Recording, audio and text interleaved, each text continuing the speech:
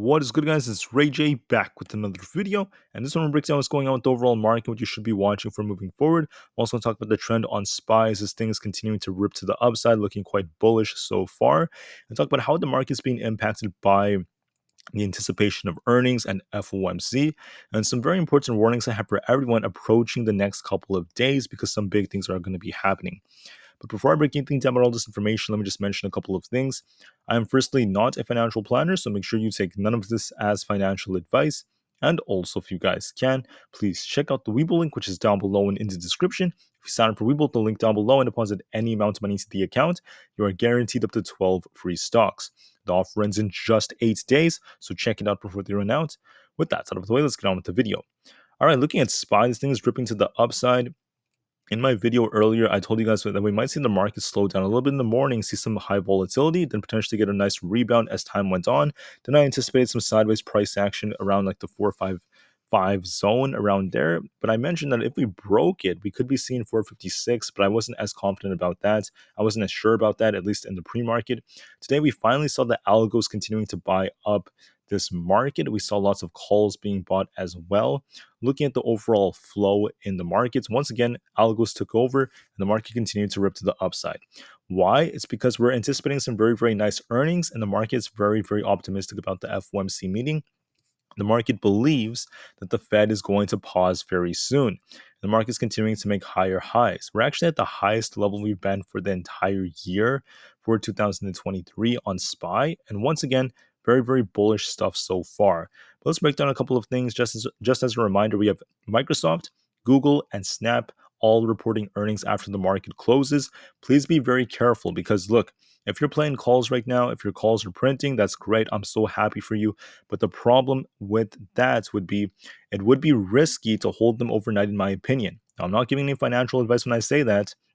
It's just my own opinion. The reason for that is because who knows what's going to happen with Microsoft's earnings and Alphabet's. What if the market ends up gapping down? What if the market ends up slowing down because of it? Or the market could even rip higher. So it is a risk. There's a possibility that this could work in your benefit or not, but just be well aware of the risks and be very careful. Now, when it comes to Microsoft, I'm pretty confident they're going to do relatively well for earnings. I think they're going to have strong guidance because of their new AI paid services, which is once again going to be very big for generating more revenue. But I'm not as sure about like Google and Meta and Intel and all these other earnings moving forward. I'm not as confident about those, but I'm quite confident that Microsoft is going to do well. To add on to this, we may see a very boring day to start off tomorrow. So even if you're holding options, there's no guarantee the market's going to continue to rip up. I mean, it's a possibility, but not a guarantee, because typically what happens the large majority of the time is the market trades very sideways the day of the FOMC meeting. It just does not do anything. It's so boring for the first couple of hours.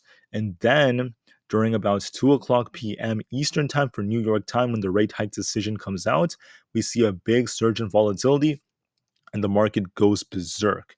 So that's when we see big volatility. The first few hours are going to likely be kind of boring before the big data comes out. So I just want to warn you guys that that's how the market may move for tomorrow. We might see lots of sideways price action. So once again, there's nothing wrong with trying to secure those profits now just for safety. Now, like I said before, not financial advice. I'm just giving you guys some useful information if you want to put it that way. So looking at the levels, we're trying to break above these levels. We're getting very close to our 457 area. Break above that, we have a lot of rejections around 457.88, but there's not a whole lot of resistance really slowing this down. Yes, we could get slowed around like this 457 area, but it's like I said before, not that significant for SPY. We don't historically get rejected that hard right about here. It tends to be a little bit higher than that. So watch these levels very carefully. It is looking more bullish as we're continuing to make higher highs and higher lows. We're continuing to break out. And we should not assume that the trend will just automatically break for no reason. We need confirmation of a break, and so far there's no confirmation at the time I'm recording this. But going into the final like 30 minutes or 10 minutes, we tend to see a lot of manipulation, so just be very careful at the very end because it's going to be the last close before FOMC, and historically the market does tend to like go kind of crazy at the very end of the day. We could see the market just trade a little sideways at the very end or even do the opposite of what it's doing now. But just to be safe, I just want you guys to watch the levels. Watch resistance very close to this 457 zone, very close to it. Watch support at 456, 455.59, and then VWAP around 455.06. For the IWM, It's also just trying to rip to the upside, just like the market hitting 196. Break above this, and we could see 196.25 and potentially 196.5. Support is going to be around 195.64. Right now, it looks bullish. It's continuing to break to the upside. Please watch the levels carefully. For Tesla, is trying to break out with the market, was testing this resistance around 270. It was looking relatively weak, getting this sell off. I predicted there'd be a sell off in Tesla in the morning, but I thought it would kind of base around like 268 to about 270 around there. I thought Tesla would just try to bounce from there and then try testing these highs again. Instead, it just came a little short of that. It actually dropped a little bit lower to about 265, which is the next level below 268. So it went lower than I expected, and then it ended up bouncing.